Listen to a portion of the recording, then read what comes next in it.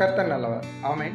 இந்த நாளிலும் யோவான் 15வது அதிகாரம் 4வது வசனம் 5வது வசனத்தை நம்ம தியானித்து பார்ப்போம். கிறிஸ்து தான் மெய்யான திராட்சை செடி. அவரோடு இணைந்திருக்கிற கொடிகள் தான் நாம்.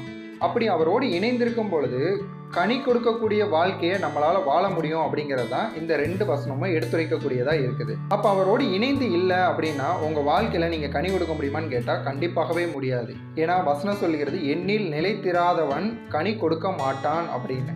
அப்ப அவரோடு இணைந்திருக்கும் பொழுது நம்ம அவரின் மூலமாக நம்ம வாழ்க்கையில கனி கொடுக்கக்கூடியவர்களா இருக்கிறோம். சரிங்க, இந்த கனினா என்ன அப்படின்னு கேக்குறீங்களா?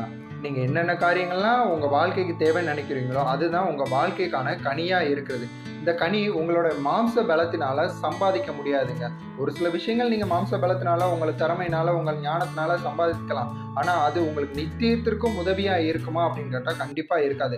தேவன் ஒருவர் மாத்திரமே ஆதாரம். நீங்க அவரோடு இணைந்து பாருங்களேன். நீங்களா மாம்ச பிரயாசம் எதுவும் பட வேணாம். அவரே உங்க வாழ்க்கைக்கு தேவையான எல்லா நன்மைகளையும் அருளுகிறவராய் இருக்கிறார். எல்லாமே கரெக்டுங்க. அவரோடு இணைந்திருக்கணும்னு சொல்றீங்க. நானும் இணைந்திருக்க விரும்புறேன். எப்படி இணைந்திருக்கிறதுன்னு கேக்குறீங்களா? தேவனுடைய வார்த்தையை நீங்க தியானிக்க தேவனுக்குள்ளாக உங்களுடைய விசுவாசம் பெரிதாகிக்கொண்டே போகுங்க. அப்படி தேவனை விசுவாசிக்கிற உங்க வாழ்க்கையில நீங்க விரும்புகிற காரியம் எல்லாமே உண்டாகும்.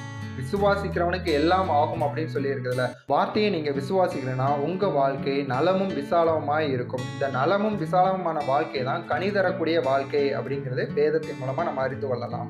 நீங்க நினைத்தது உங்க வாழ்க்கையில நிறைவேறும். உங்கள் கடன் பிரச்சனைகள், கண்ணீர்கள், கவலைகள் எல்லாம் மாறி நீங்க கனி தரக்கூடிய விதத்துல உங்க வாழ்க்கை அமையணும் அப்படின்னா தேவனோடு இணைந்து கொள்ளுங்க. தேவனுடைய வார்த்தையினால நீங்க கட்டப்படுங்க. ஒரு காரியம் வேணும் அப்படின்னா தேவன் என்னோடு கூட இருக்கிறார், அவர் வார்த்தை என் கூட இருக்குதுங்கிற விசுவாசத்தை வைங்க.